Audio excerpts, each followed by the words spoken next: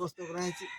ଆମର ସାଧାରଣତଃ ଆବର୍ଜନା ଗୁଡ଼ିକ ଆମ ପରିବେଶକୁ ନଷ୍ଟ କରିଥାଏ ବା ପରିବେଶ ପ୍ରଦୂଷିତ କରିଥାଏ। ତେଣୁ ସେଇ ଯେଉଁ ଆବର୍ଜନା ଗୁଡ଼ିକ ଆମେ କେମିତି ପୁନଃ ଉପଯୋଗୀ ବିଭିନ୍ନ କାର୍ଯ୍ୟ ଲଗାଇ ପାରିବା ଏବଂ ପରିବେଶକୁ ଠିକ୍ ରଖିପାରିବା, ସେ ବିଜ୍ଞାନ ପ୍ରକଳ୍ପଟି ହେଇଛି। ଏଇଠି ଆମେ ଗୋଟେ ପ୍ଲାଷ୍ଟିକ୍ ଆବର୍ଜନା ରଖାହେଇଛି, ଏଠି ଅନ୍ୟାନ୍ୟ ଆବର୍ଜନା ରଖାହେଇଛି। ଆମେ ବର୍ତ୍ତମାନ ଆବର୍ଜନାକୁ ଏଠି ରଖି ପାଖରେ ରଖିକିରି ୟା ଭିତରେ ଆମେ ନିଆଁ ଲଗାଇଦେବା।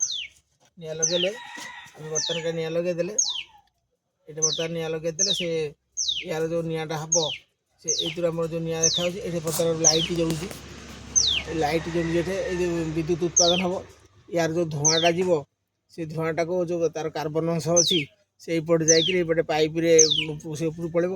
ତେଣୁ ଏଇ ପାଇପ୍ ତାକୁ ଫିଲ୍ଟର କରିବା ପାଇଁ ମଧ୍ୟ ପାଣିର ବ୍ୟବସ୍ଥା କରାହେଇଛି। ଏଠି ବର୍ତ୍ତମାନ ପାଣିଟା ପଡ଼ିଲା, ପାଣିଟା ଏଇଠି ଗୋଟେ ଫିଲ୍ଟର ଲାଗିଛି, ସେ ଫିଲ୍ଟର ଭିତରେ ଯାଇକି ସେ ଧୂଆଁ ଯେଉଁ ଯିବ ସେ ଧୂଆଁଟା ପୁରା ପରିଷ୍କାର ହେଇକି ଯିବ ଉପରକୁ ବାଉଣ୍ଡ୍ରି, ଆଉ ସେଥିରେ କିଛି କାର୍ବନ ଅଂଶ ରହିବନି। ଏଠି ବିଦ୍ୟୁତ୍ ଉତ୍ପନ୍ନରେ ଲାଇଟ୍ ଲାଗିଲା, ଏଠି ମଧ୍ୟ ଲାଇଟ୍ ଲାଗିଲା। ଏଠି ମଧ୍ୟ ଆମେ ଦେଖିବା ସୁଇଚ୍ ଲାଇଟ୍ଟା ମଧ୍ୟ ଲାଗୁଛି ଆମର। ତାପରେ ଆମେ ଆଉ ଗୋଟେ ଦେଖିବା, ଏଠି ଗୋଟେ ଆମର ରଖାହେଇଛି ଯେଉଁ ଆବର୍ଜନା, ଏଠି ପ୍ଲାଷ୍ଟିକ୍ ଆବର୍ଜନା, ଏଠି ସାଧାରଣ ଆବର୍ଜନା। ସାଧାରଣ ଆବର୍ଜନା ଆମେ ଏଠି ରଖିଲେ ଏଠି ଗୋଟେ ଲାଗିଛି ରୋଟର। ଏଇ ରୋଟର ଭିତରେ ଆମେ ଦେଲେ ସେ ତାକୁ ଘାଣ୍ଟି ଦେବ। ସେ ଘାଣ୍ଟି ଗଲା ପରେ ତାକୁ ଆମେ ଆଣି କିଛି ପାଣି ତା ସହିତ ମାଟି ଦେଇ ଆମେ ତାକୁ ଛାଞ୍ଚରେ ପକାଇ ଆମେ ଏଇଭଳିଆ କାଠ ଦେଇକି ତାକୁ ଜାଳେଣି କରିପାରିବା। ଆଉ ତାପରେ ପୁନର୍ବାର ଆମେ ଏଠି ରଖିଛନ୍ତି ଗୋଟେ ପ୍ଲାଷ୍ଟିକ୍ ଆବର୍ଜନା। ଏଇ ପ୍ଲାଷ୍ଟିକ୍ ଆବର୍ଜନାକୁ ସେଇ ଏଇ ନାଲି କୁଣ୍ଡରେ ପକାଇବା। ଏଇ ପ୍ଲାଷ୍ଟିକ୍ କୁଣ୍ଡରେ କରି ତାକୁ ତଳେ ଏଠୁ ଆମେ ଗରମ କରିବା।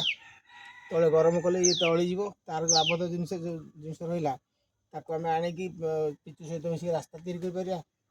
ତାକୁ ବାଲି ମିଶାଇକିରି ତାକୁ ଆମେ ଘର ଛାତ ପାଇଁ, ୱାଟର ପ୍ରୁଫ୍ ଛାତ ପାଇଁ ତାର ଟାଇଲ୍ ଫାଇଲ୍ ପ୍ରସ୍ତୁତ କରିପାରିବା। ଏଥିରୁ ମଧ୍ୟ ଆମର ଜାଳେଣି ଗ୍ୟାସ୍ ହେଇପାରିବ। ତେଣୁ ଆମେ ଆବର୍ଜନା ଇଆଡ଼େ ସିଆଡ଼େ ନ ପକାଇ ଆମେ ତାକୁ କେମିତି ପୁନରୁପଯୋଗ ଏଇ ଉପରେ ଗୋଟେ ବିଜ୍ଞାନ ପ୍ରକଳ୍ପ ହୋଇଛି। ଏହା ପିଲାଙ୍କ ବିଜ୍ଞାନ ପାଇଁ ଉଦ୍ଦିଷ୍ଟ ଏବଂ ପରିବେଶ ସୁରକ୍ଷା ପାଇଁ ଉଦ୍ଦିଷ୍ଟ। ଧନ୍ୟବାଦ।